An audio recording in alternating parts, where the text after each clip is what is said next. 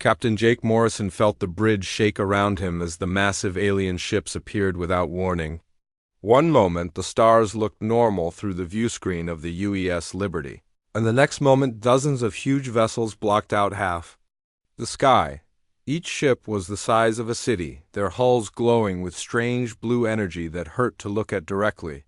"Sir, we're getting signals from all over the solar system," Communications Officer Linda Parker said, her voice shaking as she pressed buttons on her console. "The aliens just appeared everywhere at once. Mars colony, the asteroid mining stations, even the outer defense platforms are reporting contact."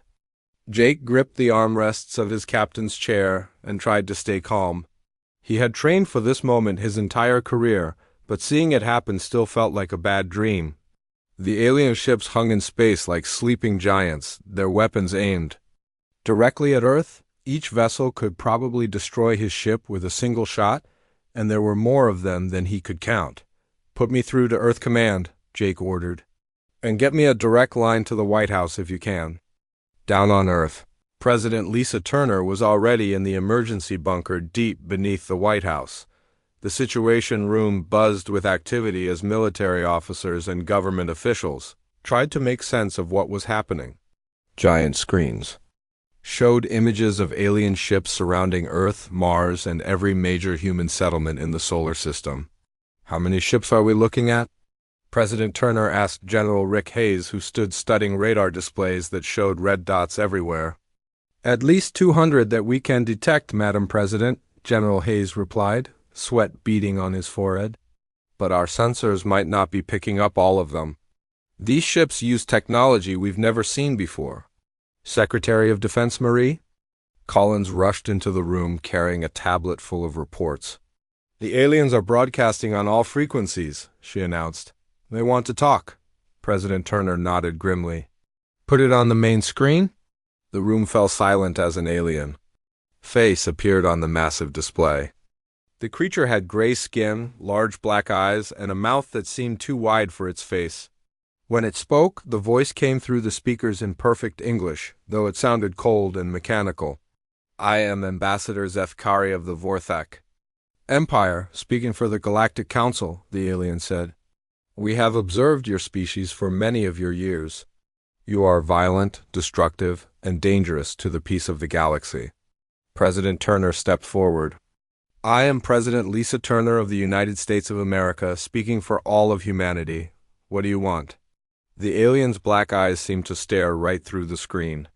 "The Galactic Council has decided that humanity must be controlled before you spread your violence to other worlds. You will surrender all weapons technology immediately. You will dismantle your military forces completely. You will accept council oversight of your governments and your people. And if we refuse?" President Turner asked, though she already knew the answer would not be good. "Then your species will be removed from existence," Zethkari replied without any emotion. "You have 30 of your Earth days to comply. We will not negotiate, we will not compromise. You will submit or you will die."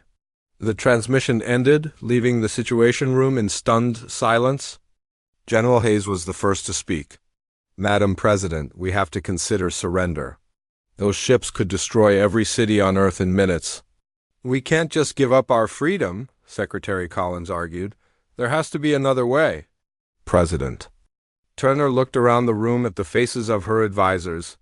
Some looked scared, others angry, but all of them were waiting for her to make a decision that would affect every human being alive. "Get me Dr. Alan Foster," she said quietly, "right now."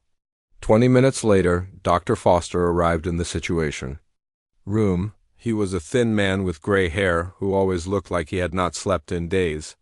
Most people in the government knew he worked on classified defense projects, but few knew exactly what he did. "Dr. Foster," President Turner said, "I need to know if we have any options here. Can we fight these aliens?"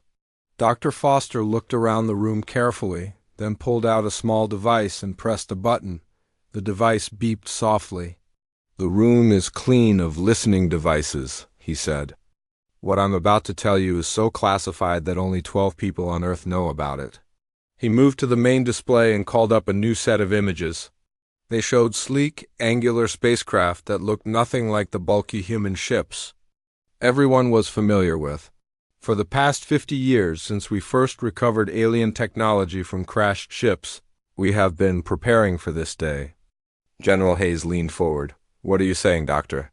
I'm saying that everything the aliens think they know about human technology is wrong, Dr. Foster replied. Every ship they can see, every weapon they can detect, every defense platform, they think they've mapped, it's all a lie. We wanted them to think we were primitive and weak. Secretary Collins stared at the screen. How is that possible? Dr. Foster smiled for the first time since entering the room. Because while they were watching us build rockets and nuclear weapons, we were secretly building something much better. We reverse-engineered their own technology and improved it. Our real ships can travel faster than theirs, our real weapons can cut through their shields, and our real defenses can protect Earth from anything they can throw at us. President Turner felt hope rising in her chest. Are you telling me we can win this fight? I'm telling you that this fight was over before it started, Dr. Foster said. The aliens made one critical mistake. They gave us 30 days to prepare, thinking we would spend that time building crude defenses or begging for mercy. Instead, we're going to use those 30 days to position our real fleet and activate systems they don't even know exist. Back on the Hughes Liberty, Captain Morrison received new orders through an encrypted channel that very few people had access to.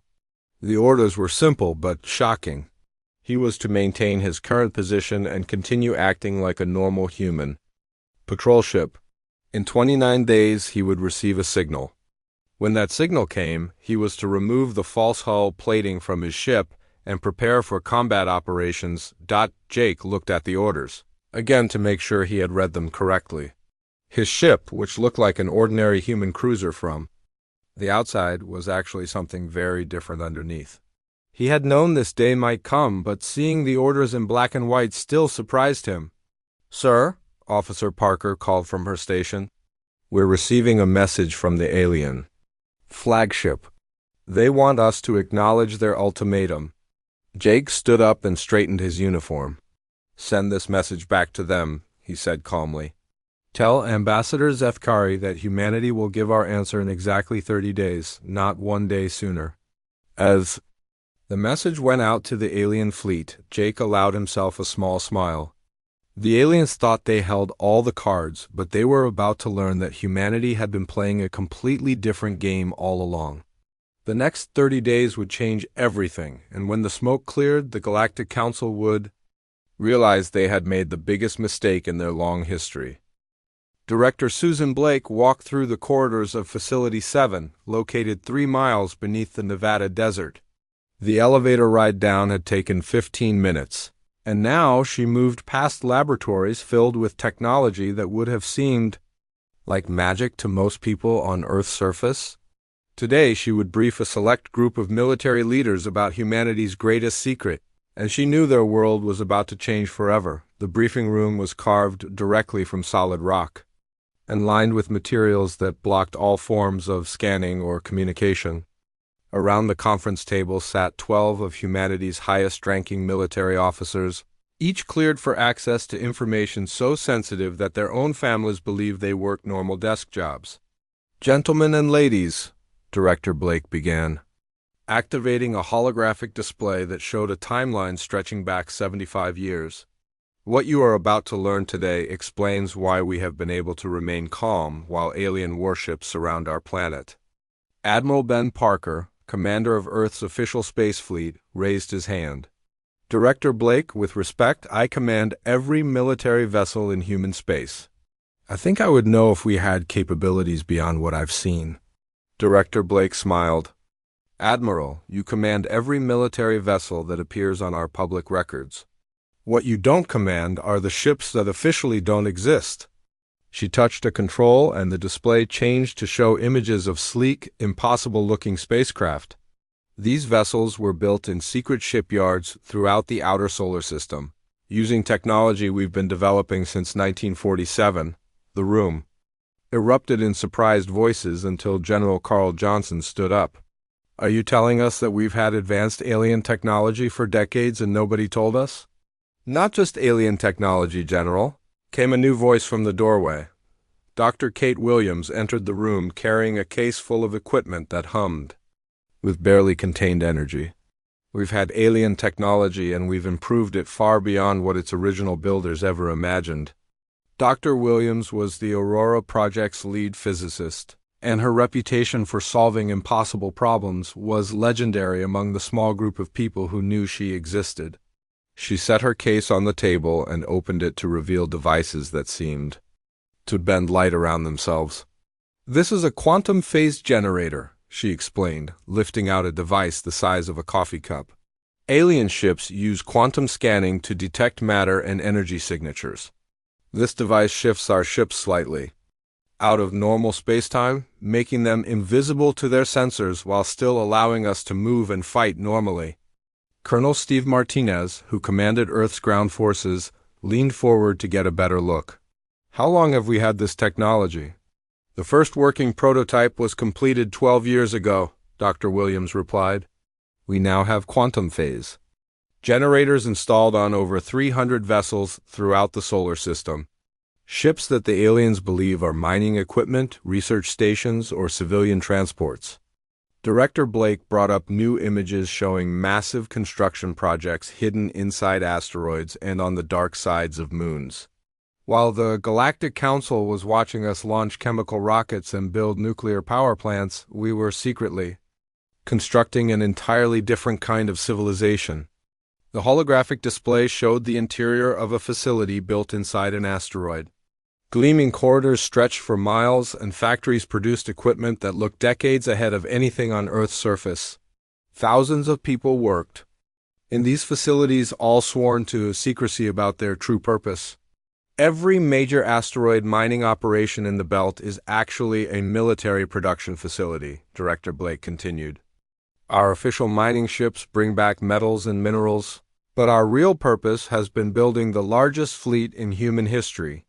Dr. Williams activated another device from her case, and suddenly the air in the room shimmered. "This is a Neuralink combat interface. Our pilots don't just control their ships with joysticks and keyboards like in the old days. They think their commands directly to the ship's systems, making human reaction times faster than anything the aliens have ever encountered." Admiral Parker stared at the display showing hundreds of hidden ships. "How many vessels are we talking about?" 847 combat ships of various classes, Director Blake answered. "Plus support vessels, supply ships, and mobile shipyards. Our real fleet is larger than the Galactic Council's invasion force." Dr. Williams pulled out her final surprise, a weapon that looked like a cross between a rifle and a lightning rod. "This is a plasma phase disruptor. Alien shields work by deflecting energy and physical projectiles. Our weapons bypass their shields entirely by shifting the energy into quantum phase just before impact, then shifting back to normal space inside their hulls." The military officers around the table sat in stunned silence as they realized that everything they thought they knew about human capabilities was wrong. Finally, General Johnson spoke up. "Why wasn't the regular military told about this?" "Because the aliens have been watching us for decades," Director Blake explained. "Every radio transmission, every satellite launch, every public military exercise has been monitored by their scout ships. We needed them to believe we were exactly what we appeared to be, a primitive species with crude weapons and simple technology." Dr. Williams nodded. "The beautiful thing about this deception is that it was completely true on the surface. Everything the aliens observed about our public technology was real. We really did use chemical rockets to reach orbit, we really did build nuclear weapons using fission reactions, and we really did communicate using radio waves. But while they were watching all of that," Director Blake continued, "our best scientists and engineers were working in secret facilities they couldn't detect, building technology that would make their own equipment look primitive. The display showed video feeds from various hidden facilities around the solar system. In one, technicians worked on engines that could bend space-time itself. In another, scientists tested weapons that could disrupt matter at the atomic level.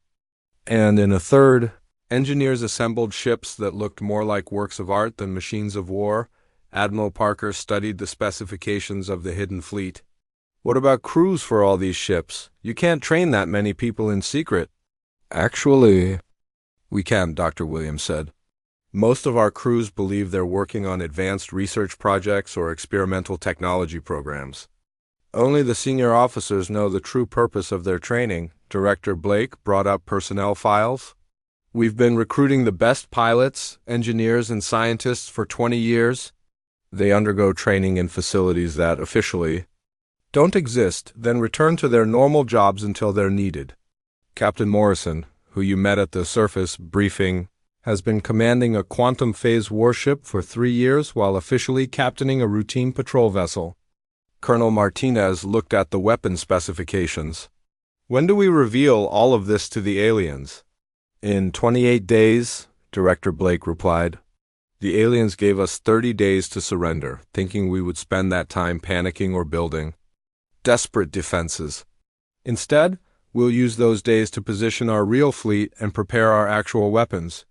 Dr. Williams packed her equipment back into the case. The Galactic Council's biggest mistake was assuming that a species capable of splitting atoms and reaching other planets would somehow be incapable of keeping secrets or developing new technology. They watched us for decades but never considered that we might be watching them back. And learning from them, Director Blake added.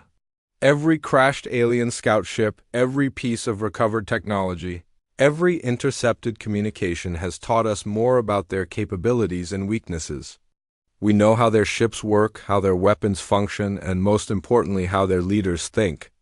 The briefing concluded with each officer receiving sealed orders that would remain classified until the moment of action. As they filed out of the room, Admiral Parker approached Director Blake. This seems almost too good to be true, he said. Quietly, are you certain our technology is really superior to theirs? Director Blake looked at him with complete confidence. Admiral, our technology isn't just superior to theirs.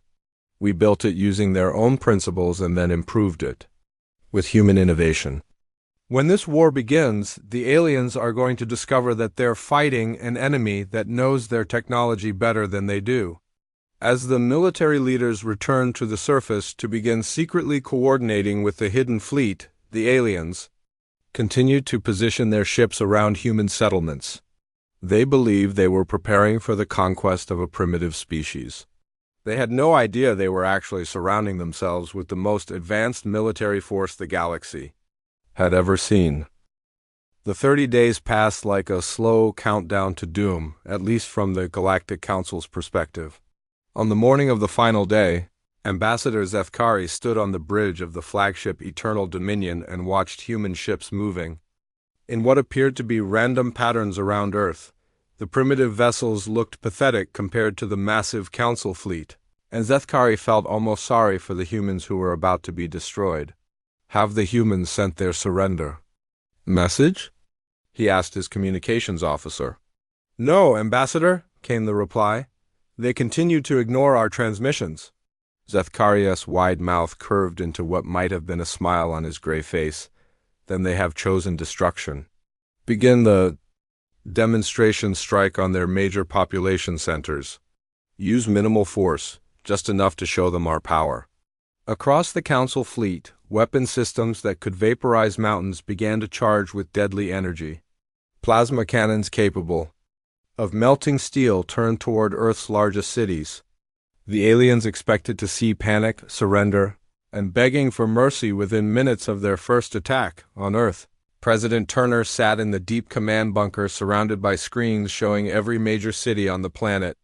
Dr. Foster, she said calmly, are your systems ready? Dr. Foster nodded from his position at a control panel that looked like something from a science fiction movie. Planetary defense grid is fully charged and standing by, Madam President. All hidden ships are in position. Our ground forces are equipped and ready. And Captain Morrison? The Liberty and her sister ships are prepared to drop their disguises. On your command. President Turner took a deep breath and spoke into her microphone. This is the President. All units, execute Operation Revelation. High above Earth's atmosphere, the first alien plasma beams lanced down toward New York, London, Tokyo, and a dozen other major cities. The energy weapons carried enough power to level entire city blocks and kill millions of people in seconds. But as the deadly beams approached Earth's surface, something impossible happened. Massive energy shields suddenly appeared over every targeted city, rising from hidden generators that had been built beneath the ground over the past 20 years. The alien plasma beams struck the shields and simply disappeared, their energy absorbed and redirected harmlessly into space.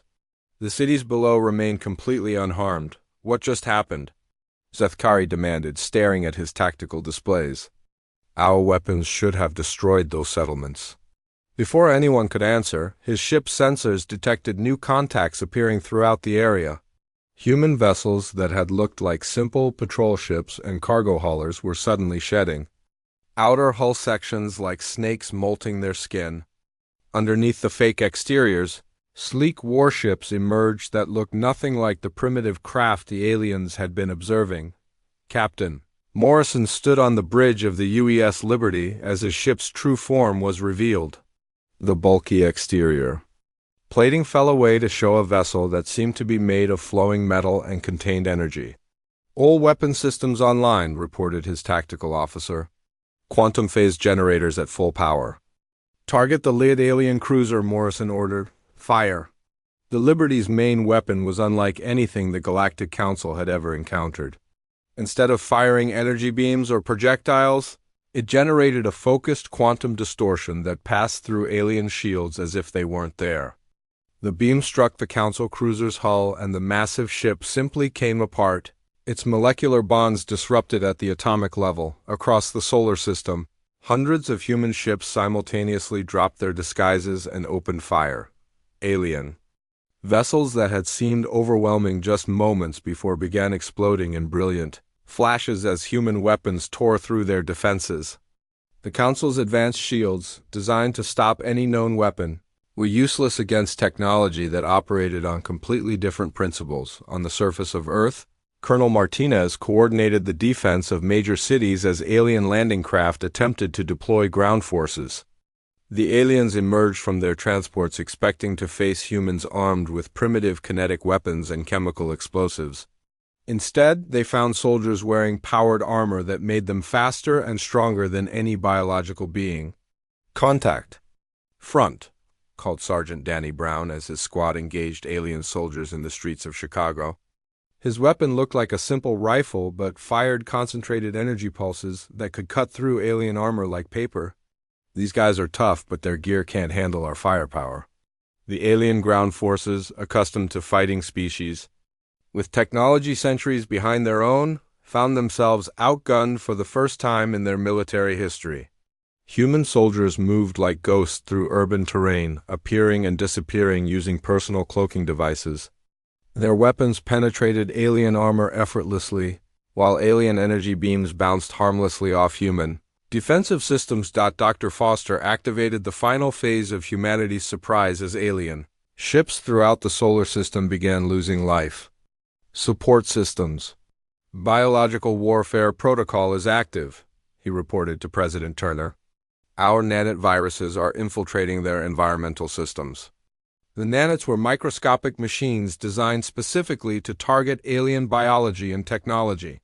They had been deployed silently over the past weeks, infiltrating alien ships through their air recycling systems. Now they began systematically, destroying the life support equipment that kept the aliens alive in the vacuum of space. Their ships are losing atmosphere, Admiral Parker reported from his command center. The aliens are having to evacuate their forward positions. On the Eternal Dominion, Ambassador Zethkari watched in horror as his fleet fell apart around him. Ships that had dominated the galaxy for millennia were being destroyed by weapons they couldn't understand, operated by a species they had dismissed as primitive. Emergency klaxons wailed throughout the flagship as his own life support systems began to fail. "How is this possible?" he gasped, his breathing becoming labored as the ship's atmosphere grew thin. "Our intelligence said they were barely capable of spaceflight," His tactical officer, struggling with his own breathing problems, managed to speak. "Sir, our scouts must have been observing decoy technology. These humans have capabilities that exceed our own." The space around Earth became a graveyard of alien vessels as the human counterattack continued. Ships that had taken decades to build were reduced to debris in minutes. The few Council vessels that survived the initial assault began to retreat, but human ships followed them using faster-than-light drives that made escape impossible, Captain. Morrison's Liberty pursued a fleeing alien battleship toward the outer edge of the solar system. "They're trying to reach jump distance," his navigator reported. "Not happening," Morrison replied. "Lock quantum disruptors on their engines." The human weapon reached across space and disabled the alien ship's propulsion system, leaving it helpless and drifting. All around the solar system, similar scenes played out as the mighty galactic Council fleet was systematically destroyed or captured by forces they had never imagined could exist back on Earth. The alien ground forces had been completely routed. Colonel Martinez stood in the ruins of what had been an alien command post, surrounded by captured enemy equipment. "Ma'am," he reported to President Turner via communication link, "the surface is secure. Enemy forces have either surrendered or been eliminated." President Turner looked at the tactical displays showing the complete destruction of the invasion force. In less than 6 hours, humanity had turned what should have been their extermination into the most one-sided victory in galactic history. Status report on the alien fleet? 70% destroyed, 20% captured, 10% fled toward the edge of the system, Admiral Parker reported. "We're pursuing the survivors." Dr. Foster checked his biological warfare monitors. "The nanite infection has spread to every alien vessel that entered our system. Even the ships that escape will need to completely replace their life support systems to remain operational." As news of the victory spread across Earth, celebrations broke out in every major city. Humanity had faced extinction and emerged not just victorious, but clearly superior to the aliens who had threatened them. But President Turner knew this was only the beginning. "Dr. Foster," she said quietly, "how long before the rest of the Galactic Council learns what happened here?" "Their next scheduled check-in with this fleet is in 48 hours, he replied. "When they don't receive a report, they'll send investigation ships." President Turner nodded grimly. "Then we have 48 hours to prepare for the next phase. The Council wanted a war, and now they're going to get one they'll never forget." President Turner stood before the emergency session of the United Nations, but this time her message was not one of defense or diplomacy. The Great Assembly Hall was packed with representatives from every nation on Earth, and additional screens showed her address being broadcast to every human settlement throughout the solar system. Her words would also reach the surviving alien forces who were still fleeing toward the edge of human space. "Citizens of Earth and representatives of the Galactic Council," she began, her voice carrying the weight of absolute authority. 3 days ago, the Council delivered an ultimatum demanding humanity's surrender. They threatened to destroy our species if we did not submit to their rule. Today, I want to make something very clear to both humans and aliens who are listening. She paused, letting her words sink in before continuing. Humanity offered the Galactic Council an opportunity for peaceful coexistence. We would have been willing to join their community as equals, to share knowledge and build a better galaxy together. But they chose war instead. They chose to threaten our children, our homes, and our very existence. That was their mistake, and now they will live with the consequences. The Assembly Hall was completely silent as President Turner's next words changed the course of galactic history. The Council's invasion fleet has been destroyed. Their ground forces have been captured or eliminated. But this war is not over. It will not be over until every alien species that supported this aggression understands that humanity will not tolerate threats to our existence. She looked directly into the cameras that were broadcasting her message across known space. 2. The surviving Council members, wherever you are hiding, hear this message clearly. You started this war, but we will finish it. Any species that continues to threaten humanity will be considered an enemy. Any government that harbors council leadership will be considered hostile. And any military force that approaches human space will be destroyed without warning. Captain Morrison received new orders while his ship pursued fleeing council vessels toward the outer planets. The Liberty had been upgraded during the brief lull after the invasion, fitted with even more advanced weapons and the newest quantum drive systems. His mission was now to hunt down every alien ship that had escaped Earth and eliminate them before they could report back to their home worlds. "Contact ahead," called his sensor officer. "Alien heavy cruiser trying to reach jump distance." Morrison studied the tactical display showing the fleeing vessel. It was one of the Vorthek Empire's most powerful warships, heavily armed and protected by the best shields their technology could produce. A week ago, such a ship would have been considered nearly invincible.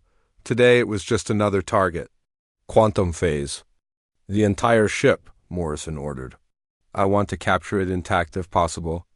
The Liberty's new weapon systems could shift matter in and out of normal space with surgical precision. The alien cruiser suddenly found itself trapped in a quantum bubble that prevented it from moving or communicating while keeping its crew alive. Human boarding parties could now examine the ship's technology and interrogate its officers without any risk of escape or self-destruction. Meanwhile, Commander Dale Johnson was leading the stealth ship UES Ghost on a very different kind of mission. His vessel was completely undetectable to alien sensors and could travel faster than any known ship in the galaxy.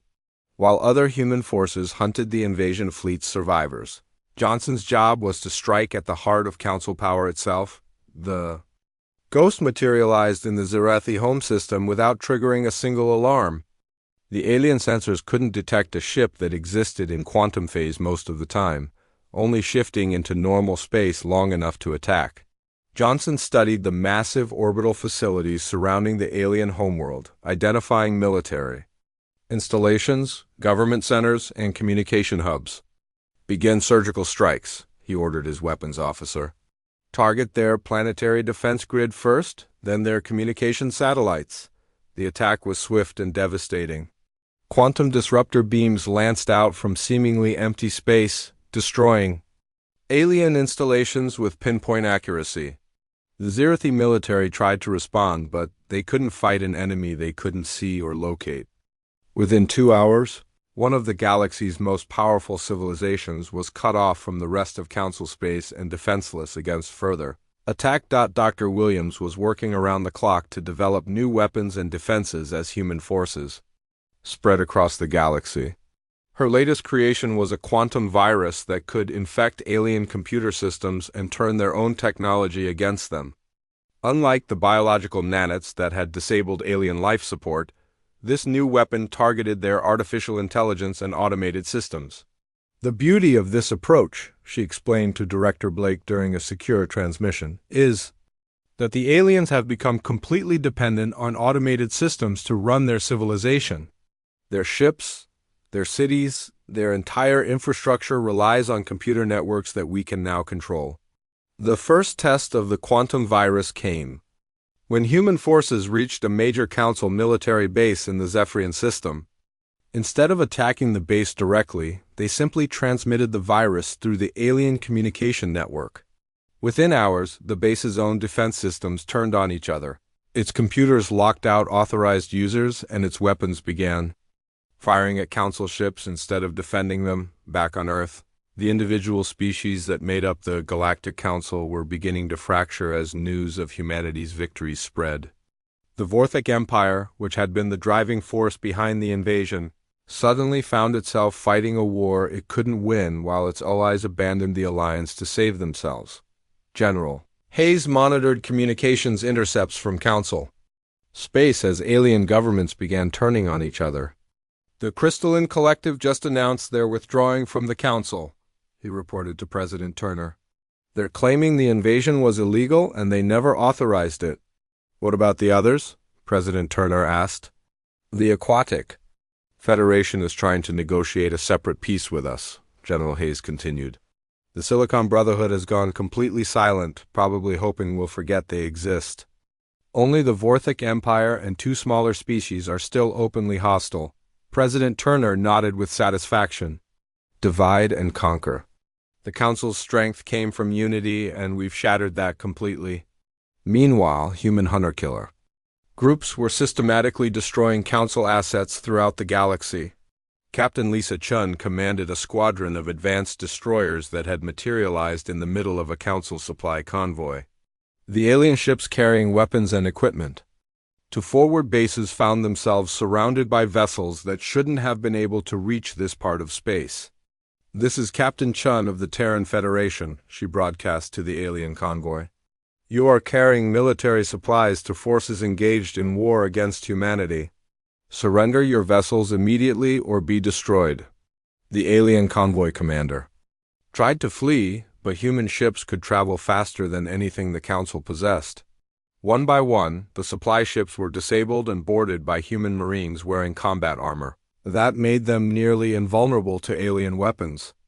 The captured supplies would be studied to learn more about Council technology, while the crews would be interrogated for intelligence about remaining enemy forces. Dr. Foster was coordinating the overall war effort from his command center deep beneath Earth's surface. Holographic displays showed human forces operating across dozens of star systems, striking at Council positions with precision and overwhelming force. What had started as humanity's desperate defense was now becoming a conquest of galactic proportions. "Status report," he requested from his communications officer. 17 Council military installations destroyed in the past 24 hours, came the reply. 23 enemy ships captured, 41 destroyed. Human casualties remain minimal. Dr. Foster studied the strategic map showing Council space. Red zones marked areas where human forces were active, while yellow zones indicated systems where the quantum virus had disabled alien infrastructure. Green zones showed species that had already surrendered or requested peace negotiations. "What's our estimate on remaining Council military capability?" he asked.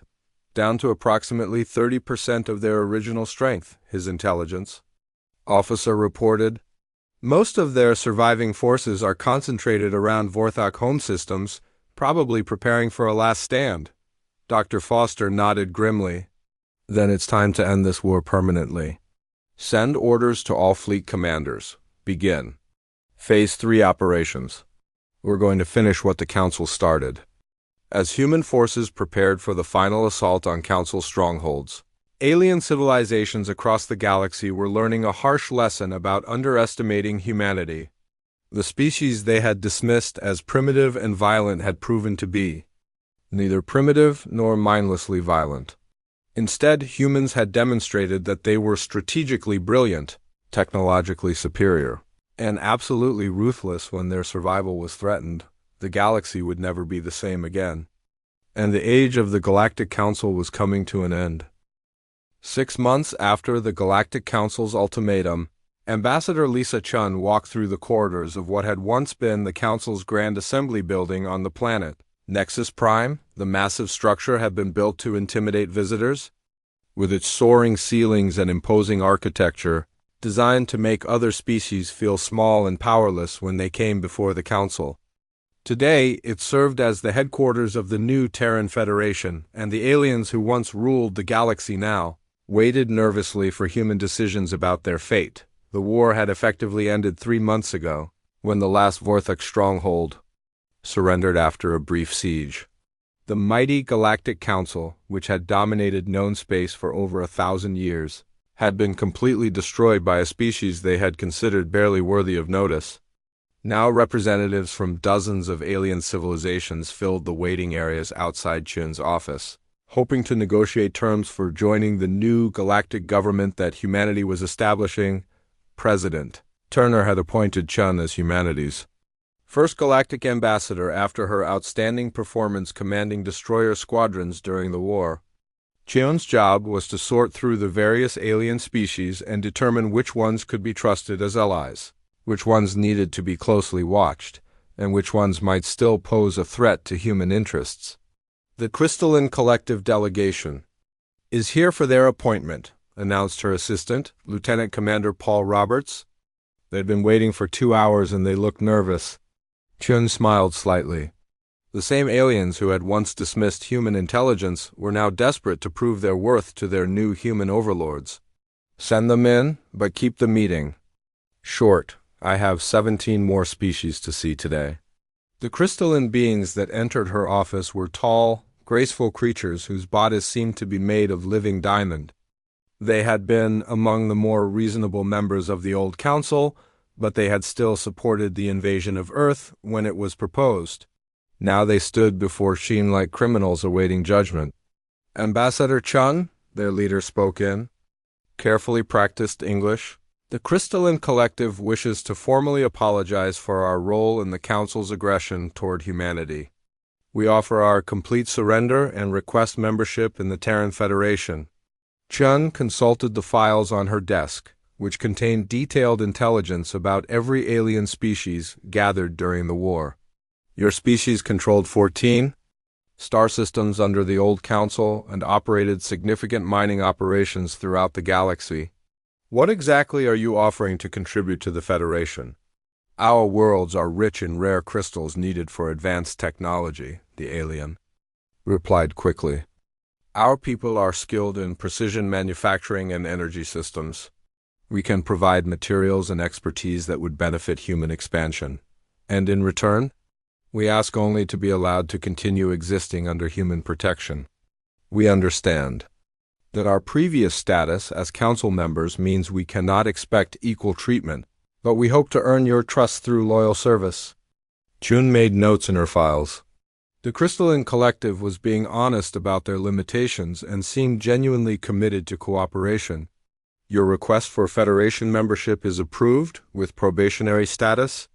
You will retain local control of your home systems, but all military forces will be dissolved and replaced by human peacekeeping units. Your industrial output will be subject to Federation oversight. The relief on the alien's face was obvious. Thank you, Ambassador. The Collective will not disappoint you. After the crystalline delegation left, Chun reviewed her schedule for the rest of the day. The Silicon Brotherhood wanted to discuss trade agreements. The Aquatic Federation was offering to share their biotechnology in exchange for protection.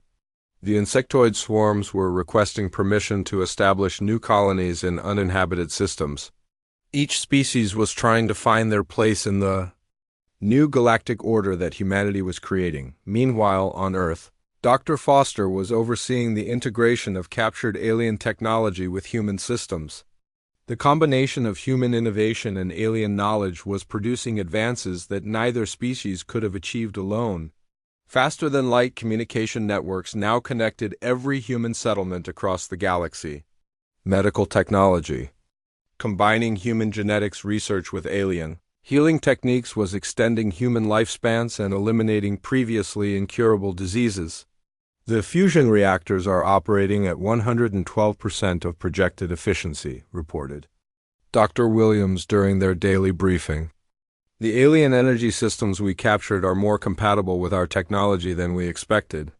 Dr. Foster nodded as he reviewed the latest research reports. What about the terraforming projects?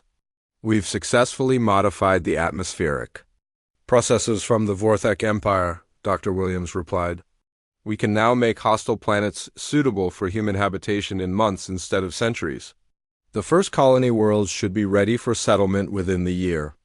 Back on Nexus Prime, Admiral Morrison was meeting with the few remaining Vorthek military officers who had survived the war. Unlike the other alien species that were eager to join the Federation, the Vorthaks remained defiant and bitter about their defeat. Their empire had been the most powerful force in the galaxy, and accepting human rule was proving difficult for their proud warrior culture. You may have won this war, Admiral, Devver said through gritted teeth, but the Vorthek Empire will never truly submit to human authority. Morrison looked at the alien officer with calm confidence. Admiral, your empire doesn't exist anymore. Your fleets are destroyed, your worlds are under Federation control, and your government has surrendered unconditionally. You can choose to Work with us to build something better, or you can spend the rest of your life in a detention facility. The choice is yours. The Vorthak officer's expression showed his internal struggle between pride and pragmatism. Finally, he spoke again. What would cooperation with humans look like for my people? The same as for everyone else, Morrison replied. Local autonomy under Federation oversight, peaceful participation in galactic trade and development, and the opportunity to contribute your skills and knowledge to the common good. Your people are experienced military strategists and engineers. We could use those abilities in constructive ways. On Earth, President Turner was preparing to address the planet's population about the success of the galactic expansion. Human colonies were being established on dozens of worlds that had once been Council territory. Trade with friendly alien species was bringing new technologies and resources to Earth. Most importantly, humanity had secured its position as the dominant power in the galaxy, ensuring that no alien threat could ever again threaten human existence. Citizens of Earth and the Terran Federation, she began her broadcast. 1 year ago, we faced extinction at the hands of alien invaders who demanded our surrender. Today, we are the leaders of a galactic civilization that spans hundreds of worlds and includes dozens of species working together for mutual benefit. She continued, this transformation was not achieved through conquest for its own sake, but through the defense of our fundamental right to exist as free beings. When the Galactic Council threatened to destroy us, we defended ourselves. When they continued to fight, we fought back. And when we achieved victory, we chose to build something better than what came before. Dr. Foster was watching the broadcast. From his research facility, where teams of human and alien scientists were working together on projects that would have been impossible under the old council system.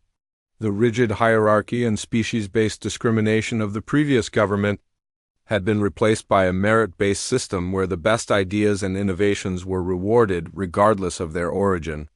The Federation's approach to governance is proving more effective than the Council's methods, he noted to his assistant. When you give people freedom to contribute their best efforts instead of limiting them based on species or social status, you get better results. Ambassador Shun was reaching similar conclusions as she worked with alien representatives on Nexus Prime, species that had been oppressed or marginalized under Council rule were now contributing innovations and perspectives that were benefiting everyone. The Aquatic Federation's biological research was helping to clean polluted worlds. The Silicon Brotherhood's computer technology was improving communication networks. Even former enemies like the Vorthaks were finding ways to contribute positively when given the opportunity. The final scene of humanity's transformation from threatened species to galactic leaders took place in a park on New Geneva, one of the first human colonies established on a former council world. Children from a dozen different species played together under the light of an alien sun, while their parents worked side by side in the nearby research facilities and manufacturing centers. Captain Jake Morrison, now promoted to planetary governor, watched the scene with satisfaction. His daughter played with young crystalline beings whose bodies sparkled in the sunlight, while Aquatic Federation children splashed in specially designed pools. Human, Vorthak, and Silicon Brotherhood teenagers worked together on science projects that combined the best knowledge from all their civilizations. It's hard to believe this all started with an ultimatum.